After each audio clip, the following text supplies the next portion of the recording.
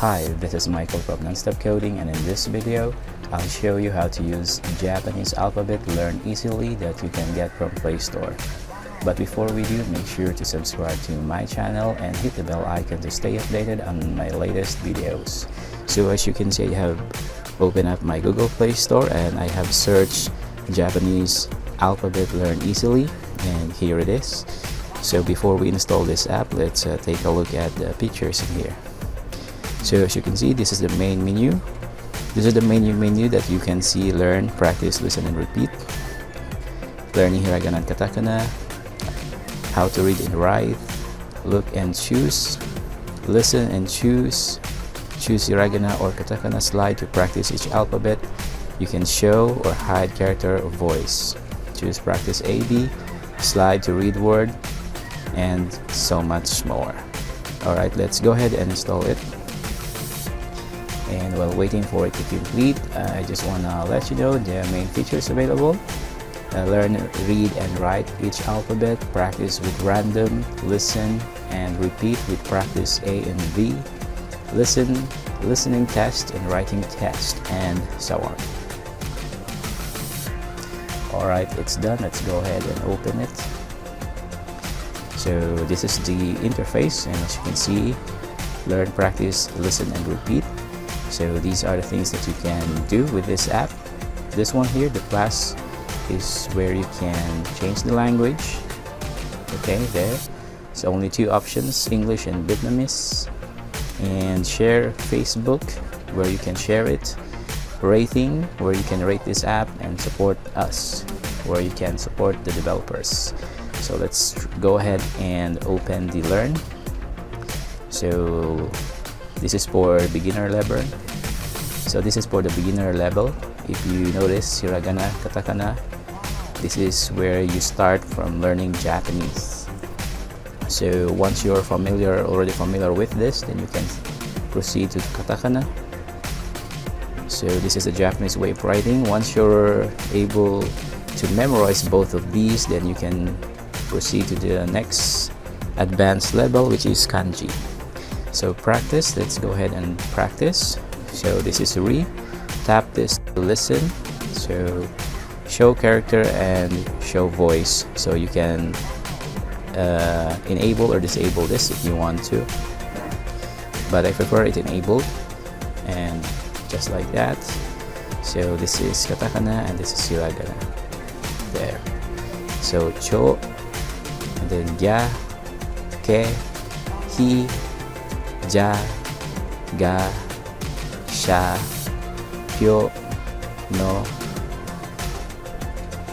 nyo, nyo, fu, na, re, ge, i, kyo, ryo, te, wa, pyu, e, ho, pew, and so on. So if you notice, I already know how to read it. I actually disable this so that I won't be able to see the romaji. So I'm already familiar with the basics, the hiragana and katakana. The same goes with katakana. I already know how to read this. So for the beginner level, you have to practice. Next is listen and repeat. So listen and repeat is where you can listen to these words or words. So asa, that's morning. And you also have the option to show the button like that. So there. Or show mean, show voice. Machine reads first. So machine reads first, you will be able to hear it or listen to the words and how to pronounce this properly. So everyday sentences, you can also include that in this listen and practice katakana if you want to. You can customize this listening test. So let's just try everyday sentence. So this is the everyday sentence. Ohayou gozaimasu, konnichiwa, konbanwa, oyasumi nasai, sayonara, arigatou gozaimasu, sumimasen, onegai shimasu, hajimemashou, 終わりましょう、休みましょう、kiritsu, dozo sowatte kudasai, wakarimasu ka, and so on. Alright, let's go back and proceed to the next one, test. So test is where you will be able to test your knowledge. So what do you think this one is? So this is jo. Next, mi. And this one you have to listen, tap it to listen, and then you choose the answer. Since my microphone is attached, I'm not able to listen to this one. So I'm going to skip this part. I'm just going to guess it. And this one, try to guess. So it's incorrect. Pull. Okay, it's pull. And so on.